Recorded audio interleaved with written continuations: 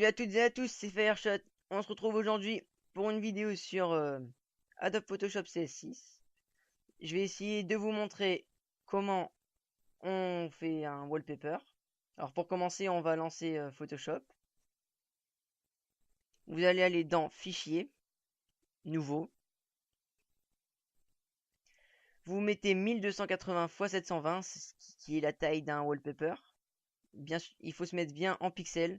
Regardez là, pixels, pouces, centimètres. Vous mettez bien en pixels. Vous mettez OK. Ce qui donne un wallpaper comme ça.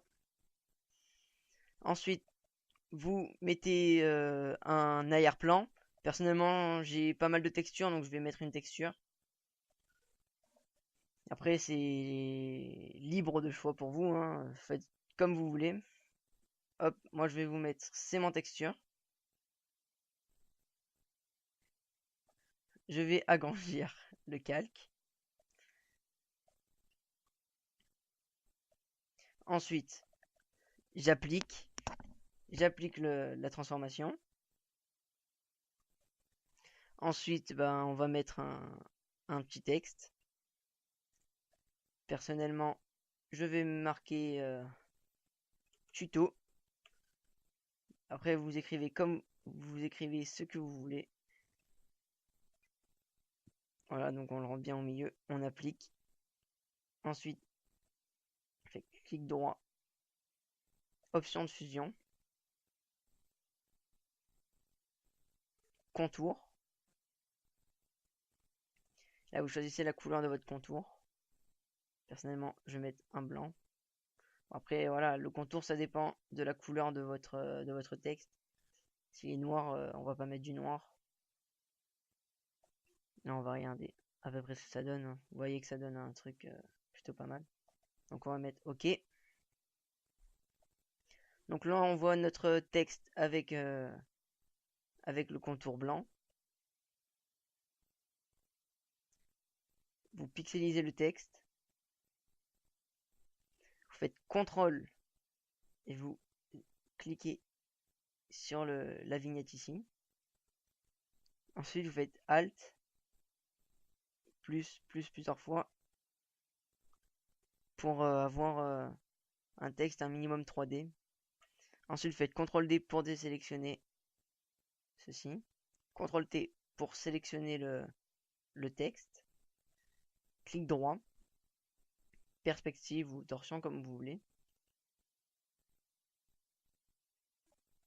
Désolé, mon ordi lag un petit peu. Voilà, vous choisissez ici comme vous voulez. Voilà, on va monter un petit peu ça. Vous double-cliquez pour appliquer la transformation une nouvelle fois. Donc là, vous voyez, on a notre tuto, hein. Bon, c'est mal fait, c'est normal. Après, c'est à vous de vous appliquer. Vous choisissez votre contour. Moi, c'est juste pour vous montrer la technique. La technique, on va dire ça comme ça. Ensuite, vous avez le wallpaper. Donc là, pour l'instant, il n'y a rien. Moi, personnellement, j'aime bien rajouter pas mal de trucs. Donc, par exemple, moi, dans mes images, j'ai beaucoup de trucs. J'ai beaucoup d'images à mettre. Par exemple, là, pour vous montrer, on va mettre un couteau, pourquoi pas, aller. Bon, alors, sinon, pour parler de moi, ce tutoriel, je vais essayer de l'envoyer à Save Tutoriel. Et on verra après s'il a accepté ou pas.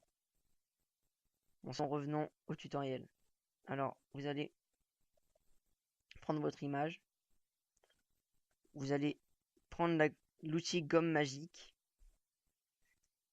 Vous cliquez une fois pour pouvoir pixeler, pour rendre l'objet dynamique ou pixelisé, je sais plus. Vous cliquez, voilà, ça va enlever tous les contours. Après, pour faire un bon travail, vous zoomez, hein. Faut regarder que tout est bien pris. Ensuite, vous dézoomez.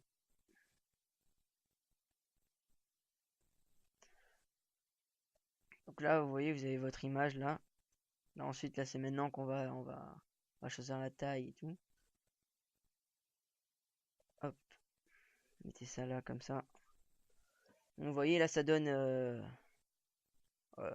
un wallpaper,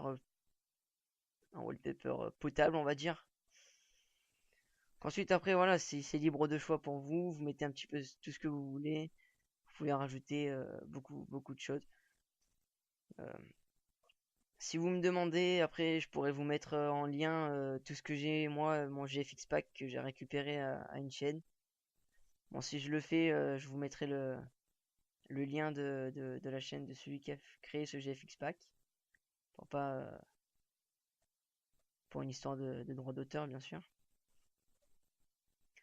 Donc voilà. Bon, moi, je vais pas enregistrer cette image. Donc après, quand vous avez fait tout ça, vous faites fichier, enregistrer pour le web et les périphériques.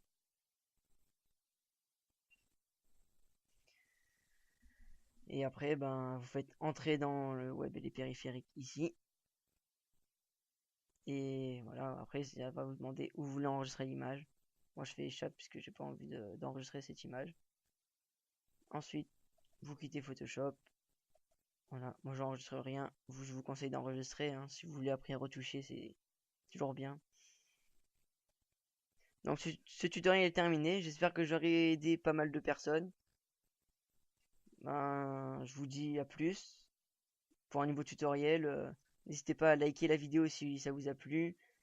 Et donnez votre avis sur mon tutoriel, s'il est trop long, trop court, si c'est bien expliqué, mal expliqué.